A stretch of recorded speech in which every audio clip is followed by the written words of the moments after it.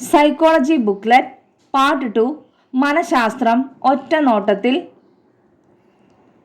52 പഠന സംക്രമണം അല്ലെങ്കിൽ പഠനാന്തരണം, transfer of learning. നേരത്തെ പഠിച്ച കാര്യങ്ങൾ പുതിയ പഠനത്തെ എങ്ങനെ സ്വാധീനിക്കുന്നു എന്ന് പരിശോധിക്കുന്നതാണ് പഠന സംക്രമണം അല്ലെങ്കിൽ പഠനാന്തരണം. അതിൽ ഫസ്റ്റ് വൺ അധിക സംക്രമണം, പോസിറ്റീവ് ട്രാൻസ്ഫർ. ഒരു വിഷയത്തിൻ്റെയോ പ്രവർത്തനത്തിൻ്റെയോ പഠനം മറ്റൊരു വിഷയത്തിൻ്റെയോ പ്രവർത്തനത്തിൻ്റെയോ പഠനത്തിനു സഹായകമാകുന്നുവെങ്കിൽ അതാണ് അധിക സംക്രമണം. സെക്കൻഡ് വൺ ന്യൂന സംക്രമണം, നെഗറ്റീവ് ട്രാൻസ്ഫർ.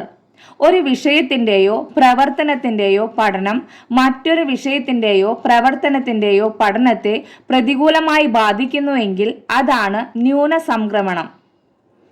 തേർഡ് വൺ ശൂന്യ സംക്രമണം, സീറോ ട്രാൻസ്ഫർ. ഒരു വിഷയത്തിൻ്റെയോ പ്രവർത്തനത്തിൻ്റെയോ പഠനം മറ്റൊരു വിഷയത്തിൻ്റെയോ പ്രവർത്തനത്തിൻ്റെയോ പഠനത്തെ സഹായിക്കുകയോ പ്രതികൂലമായി ബാധിക്കുകയോ ചെയ്യുന്നില്ല എങ്കിൽ അത് ശൂന്യ സംക്രമണമാണ്. 53 അഭിപ്രേരണ, മോട്ടിവേഷൻ. മോട്ടിവേഷൻ എന്ന പദം മോവിയർ എന്ന ലാറ്റിൻ പദത്തിൽ നിന്നാണ് രൂപം കൊണ്ടത്. ഒരു നിശ്ചിത ലക്ഷ്യത്തിലേക്ക് എത്തുവാൻ ഒരുവനെ പ്രേരിപ്പിക്കുന്ന ആന്തരികവും ബാഹ്യവുമായ ക്രിയകളുടെ സമാഹാരമാണ് അഭിപ്രേരണ. അഭിപ്രേരണ രണ്ട് വിധത്തിൽ. ഫസ്റ്റ് വൺ ആന്തരിക അഭിപ്രേരണ. പ്രകൃതിദത്തമായ അഭിപ്രേരണ എന്ന പേരിലും ആന്തരിക അഭിപ്രേരണ അറിയപ്പെടുന്നു. ഇതാകട്ടെ ഒരാളുടെ ഉള്ളിൽ നിന്ന് വരുന്നതാണ്. ദൃശ്യമായ ബാഹ്യ പ്രോത്സാഹനങ്ങളല്ല ഒരാളെ പ്രവർത്തന നിരതനാക്കുന്നതെങ്കിൽ അയാളിൽ ആന്തരികമായ അഭിപ്രേരണയാണ് വർത്തിക്കുന്നത്. സെക്കൻഡ് വൺ ബാഹ്യ അഭിപ്രേരണ. ഒരാളുടെ പ്രവൃത്തി ബാഹ്യമായ സമ്മാനങ്ങളാലോ നേട്ടങ്ങളാലോ അംഗീകാരങ്ങളാലോ പ്രേരിതമാവുമ്പോൾ അതിനെ ബാഹ്യ അഭിപ്രേരണ എന്ന് പറയുന്നു. 54 അഭിക്ഷമത, ആപ്റ്റിറ്റ്യൂഡ്. ഒരു തൊഴിലിലോ മറ്റേതെങ്കിലും രംഗത്തോ വിജയിക്കാനുള്ള ശക്തിയാണ് അഭിക്ഷമത. അഭിരുചി ശോധകങ്ങളെ 3ആയി തരംതിരിച്ചിരിക്കുന്നു. ഫസ്റ്റ് വൺ സാമാന്യ അഭിരുചി ശോധകങ്ങൾ, ജനറൽ ആപ്റ്റിറ്റ്യൂഡ് ടെസ്റ്റ്. ഇതിൽ വരുന്നതാണ് first one GATB, general aptitude test battery. Second one DAT, differential aptitude test. ഇനി നെക്സ്റ്റ് വൺ വിശേഷ അഭിരുചി ശോധകങ്ങൾ, special aptitude test. First one യാന്ത്രിക അഭിരുചി ശോധകം. സെക്കൻഡ് വൺ ക്ലറിക്കൽ അഭിരുചി ശോധകം. തേർഡ് വൺ സംഗീത അഭിരുചി ശോധകം. തേർഡ് വൺ കായിക ക്ഷമത അഭിരുചി ശോധകം, മാനുവൽ ഡെക്സ്റ്റിരിറ്റി ആപ്റ്റിറ്റ്യൂഡ് ടെസ്റ്റ്. ഇതിൽ ഫസ്റ്റ് വരുന്നതാണ് Minnesota manual dexterity test. Second one finger dexterity test. 55 താൽപ്പര്യം അല്ലെങ്കിൽ അഭിരുചി, ഇൻട്രസ്റ്റ്. ഒരു പ്രവൃത്തിയിൽ ഏർപ്പെടാൻ അവസരം ലഭിക്കുകയും അതിൽ മുഴുകുമ്പോൾ ശ്രദ്ധ കേന്ദ്രീകരിക്കുകയും അതിൽ നിന്നും ലഭിക്കുന്ന സംതൃപ്തി മൂലം ആ പ്രവൃത്തി തുടർന്നുകൊണ്ടു പോകാൻ ആഗ്രഹിക്കുകയും ചെയ്യുന്ന പ്രവണതയെ താൽപ്പര്യം എന്ന് പറയുന്നു. 56 മനോഭാവം, ആറ്റിറ്റ്യൂഡ്. ഒരു വ്യക്തിയുടെ വൈജ്ഞാനിക തലത്തെ പ്രവർത്തനക്ഷമമാക്കുകയും വിവിധ പ്രതികരണങ്ങളെ സ്വാധീനിക്കുകയും ചെയ്യുന്ന മാനസിക ഭാവമാണ് മനോഭാവം.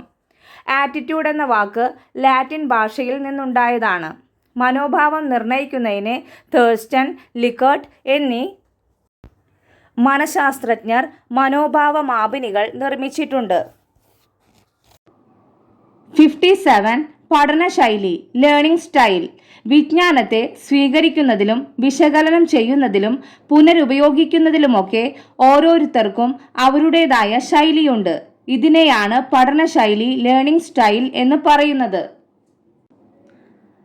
3 തരം പഠനശൈലികളാണ് പൊതുവെയുള്ളത്. ഫസ്റ്റ് വൺ വിഷ്വൽ ലേണിംഗ്, കാഴ്ചയെ അടിസ്ഥാനമാക്കിയുള്ള പഠനം. സെക്കൻഡ് വൺ ഓഡിറ്ററി ലേണിംഗ്, കേൾവിയെ അടിസ്ഥാനമാക്കിയുള്ള പഠനം. തേർഡ് വൺ കൈനസ്തെറ്റിക് ലേണിംഗ്, സ്പർശം, ചലനം എന്നിവയെ അടിസ്ഥാനമാക്കിയുള്ള പഠനം. 58 മാർഗദർശനം, ഗൈഡൻസ്. അഭിരുചിയും കഴിവും പരിഗണിച്ച് ഒരാൾക്ക് അയാളുടെ വിദ്യാഭ്യാസ മേഖലയും തൊഴിലും തെരഞ്ഞെടുക്കാനും അതിനോട് പൊരുത്തപ്പെട്ട് വിജയം നേടാനും വിദഗ്ധൻ നൽകുന്ന സഹായമാണ് ഗൈഡൻസ്. ജീവിത ലക്ഷ്യങ്ങൾ വികസിപ്പിക്കുന്നതിനോ സമായോജനം കൈവരിക്കുന്നതിനോ ലക്ഷ്യ സാക്ഷാത്കാരത്തിനോ വേണ്ടി ഒരു വ്യക്തിക്ക് മറ്റൊരു വ്യക്തി നൽകുന്ന വിദഗ്ധ സഹായമാണ് മാർഗദർശനം, അതായത് ഗൈഡൻസ് എന്ന് നിർവചിച്ചത് ജോൺസ് ആണ്. 59 ഉപബോധനം കൗൺസിലിംഗ്.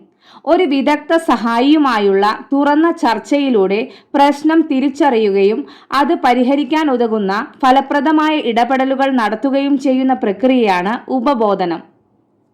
മാനസിക സഹായം ആവശ്യമുള്ള വ്യക്തിയും, അതായത് കൗൺസിലി, അത്തരം സഹായം നൽകാൻ അറിവും പ്രാഗൽഭ്യവുമുള്ള വ്യക്തിയും, അതായത് കൗൺസിലർ, തമ്മിൽ സ്വച്ഛാനുസാരം നടക്കുന്ന ആരോഗ്യകരമായ ഇടപെടൽ ബന്ധമാണ് ഉപബോധനം, അതായത് കൗൺസിലിംഗ്. കൗൺസിലിംഗ് സമീപനങ്ങൾ. ഫസ്റ്റ് 1 കൗൺസിലർ കേന്ദ്രീകൃത സമീപനം, councillor centred approach, directive counselling. E.G. Williamson ആണ് കൊണ്ടുവന്നിട്ടുള്ളത്. ഇതിനെ പ്രിസ്ക്രിപ്റ്റീവ് കൗൺസിലിംഗ് എന്നും വിളിക്കാറുണ്ട്. സെക്കൻഡ് 1 കൗൺസിലി കേന്ദ്രീകൃത സമീപനം, client centred approach, non directive counselling. ഇതിനെ പെർമിസീവ് കൗൺസിലിംഗ് എന്നും വിളിക്കാറുണ്ട്. ഇതിന്റെ വക്താവ് കാൾ റോജേഴ്സ് ആണ്. തേർഡ് 1 സമന്വിത സമീപനം, എക്ലറ്റിക് അപ്രോച്ച്, ഫെഡറിക് സി തോണിൻ്റെ ആണ്. 60 inventories. First 1 personal data sheet, PDS, RS വുഡ്വർത്തിൻ്റെ ആണ്. Second 1 Minnesota multiphasic personality inventory, MMPI. Third 1 ascendance submission reaction study, AS, GW ആൽപോർട്ടിൻ്റെ ആണ്.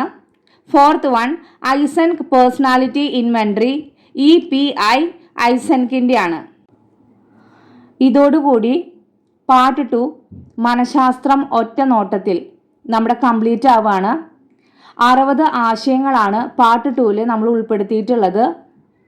പാർട്ട് 1 80 മനഃശാസ്ത്രജ്ഞരും അവരുടെ പഠനങ്ങളുമാണ് ഉൾപ്പെടുത്തിയിട്ടുള്ളത്. പാർട്ട് 1 പ്ലസ് പാർട്ട് 2 സൈക്കോളജിയുടെ ഫുൾ സിലബസ് ആണെന്ന് പറയാം.